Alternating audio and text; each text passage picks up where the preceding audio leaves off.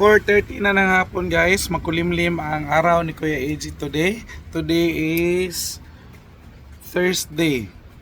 Thursday ba? Thursday. Today is Thursday. Pangalawang araw na guys na masama ang lagay ng panahon. And kahapon nga buong araw ang ulan.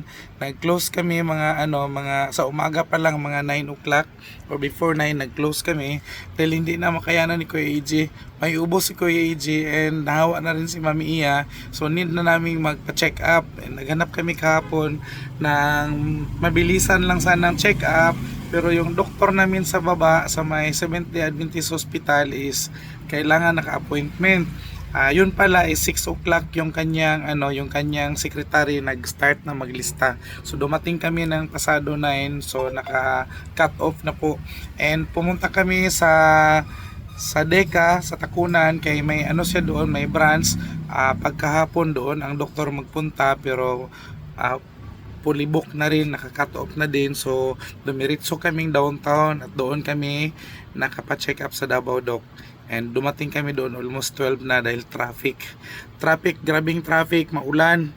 And sobrang ulan nga, wala pang maparkingan, naghanap pa kami ng maparkingan. So pumasok kami sa Gaisano and paglabas namin, doon kami nakapark. Paglabas namin, papuntang Davao Doc, ulan, walang payong kasi yung payong namin natabunan ng bigas sa likod ng sasakyan. Hindi namin mabira or So ayun, natapos din at naresetahan na kami ng gamot, na kami ng antibiotic and medyo okay na. Nakatulog ng konti si Kuya AJ kagabi and yun, si Mami tulog and after na ni Mami, after na magising si Mami Iya is si Kuya AJ naman ang matulog. So salitan lang kami guys, salitan lang ang ginagawa namin at hindi kami pwedeng magsara kasi guys, kahit na masama yung katawan natin and kahit na masama yung pakiramdam natin, need nating magtinda, hindi pwedeng magsara. So na lang, tiis na lang at saka kung may customer hindi tayo masyadong kalapit, labil na pag mag-ubo. Yes ga. Kaya sabi ko nga sa post ko kanina na kahit masama yung lagay nating katawan, masama yung pakiramdam natin, hindi pwede tayong kapuyon at magpahinga. Siguro magpahinga lang saglit pero hindi pwedeng matulog at magsirado dahil malaking kawalan sa atin, lalong-lalo na sa mga tulad nating nagtitindahan. Wala naman tayong ibang mapagkunan at wala tayong ibang source of income, so need nating maningkamot. And okay na rin kasi medyo okay na yung boses ko. Kahapon talaga wala akong boses, paus ako, kaya need ko na talaga magpa-check up. At saka para hindi na rin lalala kasi pag kasi matagal or i-delay mo pa yung pa-check up mo at saka pag inom ng gamot at saka yung hindi tamang gamot, pag inom ng hindi tamang gamot, hindi ka rin gagaling. So need mo talaga magpa-check up at need mong magpa-konsulta sa doktor para at least mabigyan ka ng tamang gamot. Although marami tayong mga iniinom na gamot, meron tayong mga Solmux dyan, meron tayong mga tusiran, iba pa rin yung iinom ka ng gamot na prescribe ng doktor kasi sila lang po yung may alam. At saka kung iinom ka ng antibiotic, hindi rin pwede na iinom ka ng antibiotic na hindi prescribe ng doktor kasi hindi ka rin makabili.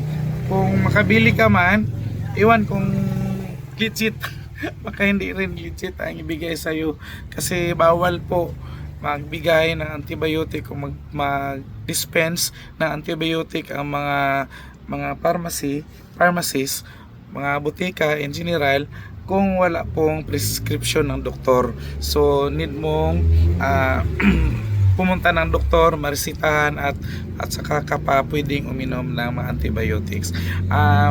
So far, medyo okay na dahil hindi na masyadong sunod-sunod ang pag-ubo ni Kuya AJ at saka medyo makatulog na tayong konti sa gabi at saka medyo nabawas-bawasan na yung kati. Ang sabi ng doktor, mga until 5 days, mawala na daw ito. So, mga kahapon nakainom ako ng tanghali, sa gabi nakainom, kanina umaga nakainom, so ngayong gabi mag-inom na naman kami. So mga 2 days o 2 days na twice a day. Twice namin iniinom yung gamot. So medyo okay na. So far, makapagsalita na si Kuya AJ kahit medyo paos pa. Yes po. Ha? Mountain Dew. Kulang ni piso. Saan sugo? Kabalo mo na sa RJ na tag 21 ng Mountain Dew. Oh, balik ka. Piso kulang ka. Swak. Ting swak na no? 13. Doha. Uy. Hindi na day kasi Miguel. Double na ka. Shoutout sa... Ay, shoutout din ko sa mga viewers. Viewers na Viewers. Nima? Ako kay kuan ko. Wa mo ko kapalo ko na nga page. Oh, so mo ipa-shoutout. Shoutout din ko sa mga gwapa diya. Uy, patay. Yan sa mga gwapa daw guys, pa-shoutout daw si James. Si James na Simpatico Garrido. Uy, nausap na yung pilido daw.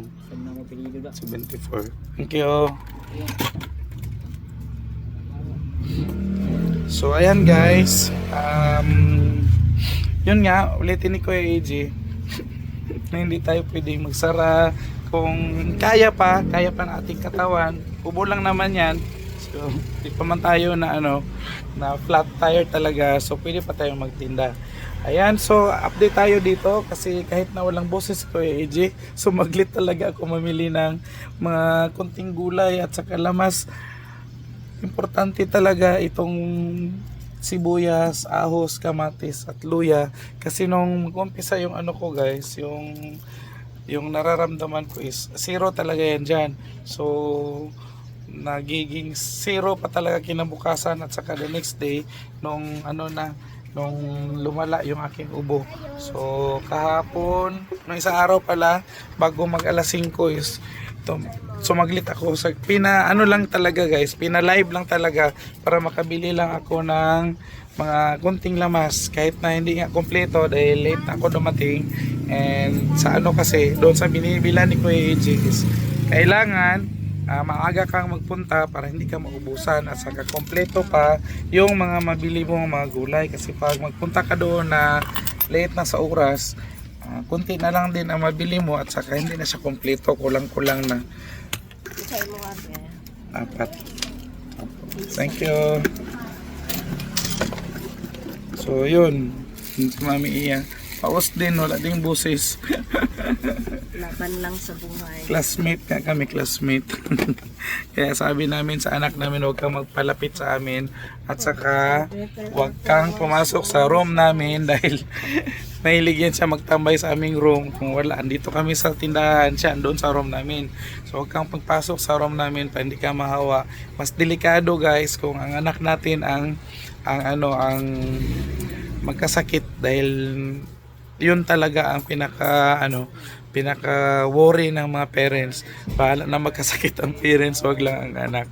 Dahil si Shane pa naman na hikain at saka kunting lang, mabilis mahawa. So need natin sila i-protect. So yan na lang muna guys, ang share ni Kuya AJ kahit paus tayo. Aning kamo tayo makashare ng ating vlog for today, and bye bye muna for now. God bless us all guys.